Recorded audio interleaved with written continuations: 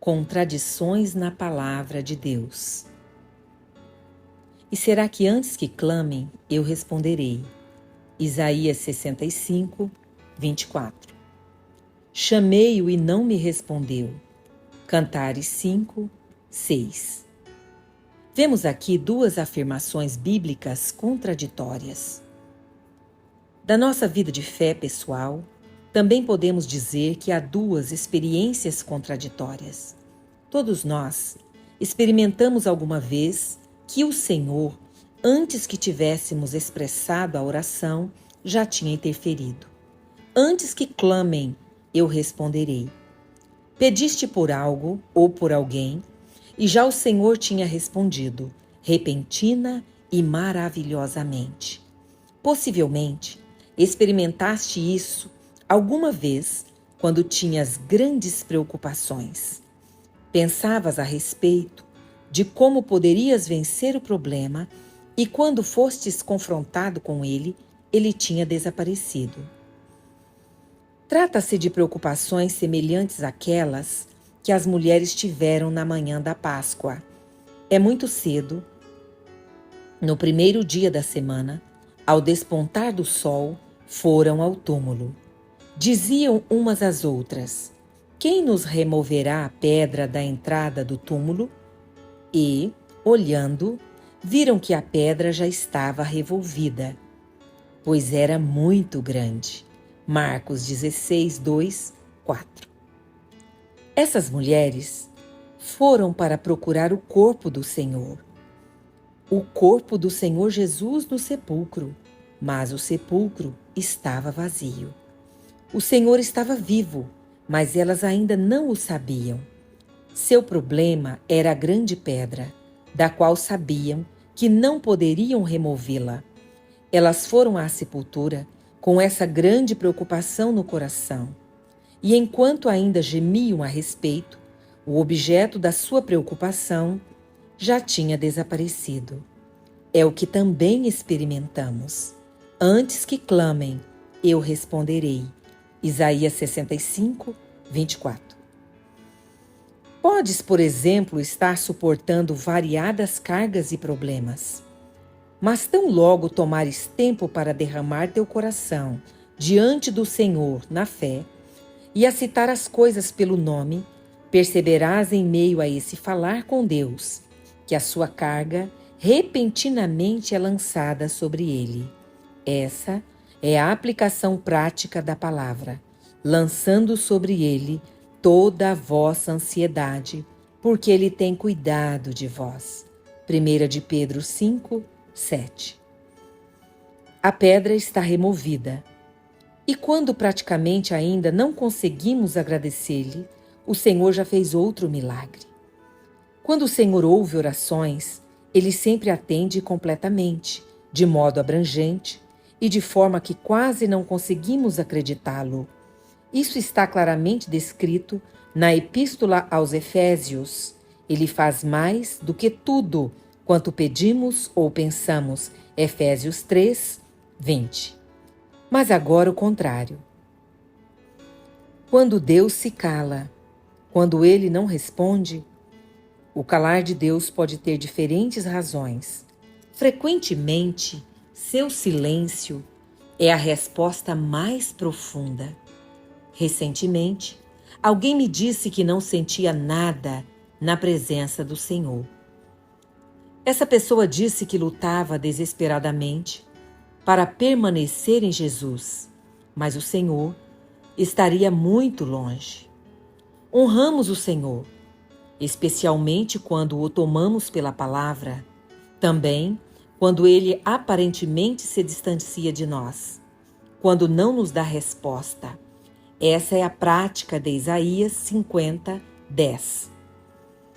Que andou em trevas sem nenhuma luz, e ainda assim confiou em o nome do Senhor e se firmou sobre o seu Deus. Se as trevas te envolvem, se há escuridão, se és pressionado, justamente então tem que honrar o Senhor. Agradece-lhe, firma-te em suas promessas e, sem sentir, edifica sobre a rocha da fé. Mesmo que os sentimentos dizem 1000 vezes não, sua palavra é a mais certa. Eu gostaria de citar 2 razões porque Deus não nos responde, retarda sua resposta à nossa oração ou mesmo a limita. A primeira razão é a relação interrompida com o Senhor. Muitas pessoas que vêm à assistência espiritual dizem que está escrito: pedi e dar-se-vos-á. E tudo quanto pedirdes em oração, crendo, recebereis. Mas isso não seria verdade, porque Deus simplesmente não lhes responderia. Essas pessoas têm toda a razão, mas isso é somente a metade da verdade. Se Deus não responde, então está interrompida a relação com Ele, não da sua parte, mas por parte daquele que apresenta a queixa. Seu silêncio corresponde então à afirmação do Senhor sobre Israel em Isaías 1:15.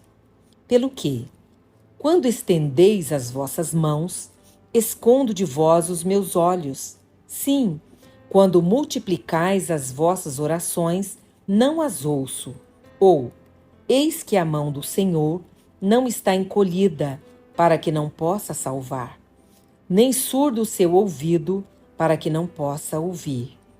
Mas as vossas iniquidades fazem separação entre vós e o vosso Deus, e os vossos pecados encobrem o seu rosto de vós, para que vós não ouçam.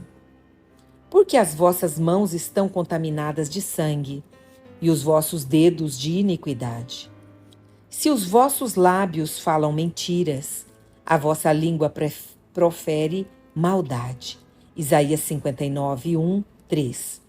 Através disso, é destruída a relação com o Senhor.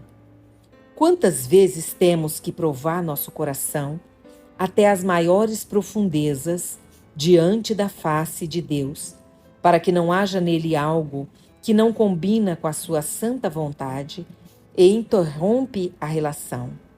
Isso está escrito também nos Salmos. Se eu, no coração, contemplar a vaidade, o Senhor não me teria ouvido. Salmos 66:18. O pecado interrompe, portanto, a relação com Deus. Isso não é nada surpreendente.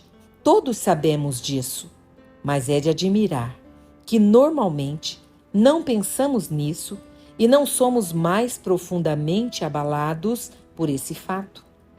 Que nossa consciência não é mais sensível e nós não prestamos mais atenção a esse princípio divino. Podemos dizer também assim: pela oração, começamos uma relação com Deus, mas o pecado novamente a interrompe. Não esqueçamos uma coisa: pecado, qualquer que seja, é um golpe na face de Deus. Como podemos então querer falar intensivamente com Deus se fazemos algo tão abominável? No fundo, oração é colaboração com o Deus eterno, e por isso é necessária uma relação clara com Ele. A Escritura diz que somos colaboradores de Deus, por isso temos que provar como são nossas relações com Ele. A segunda razão é exatamente o contrário. Trata-se das relações estabelecidas com o inimigo. Em nossa vida, podemos estabelecer relações com o inimigo através de coisas que o Senhor não deseja. Para outros, talvez, não sejam pecados, mas de ti o Mestre deseja que não faças.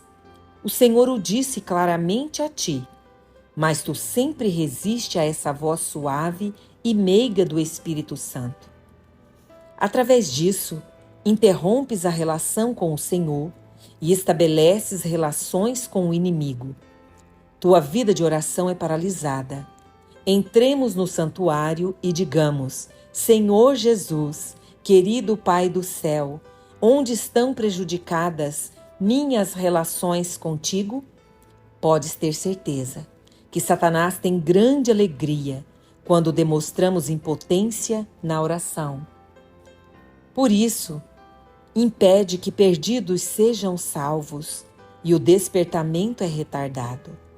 Cuidemos para que a comunhão, a relação íntima com o Deus vivo, através de Jesus Cristo, seja ordenada.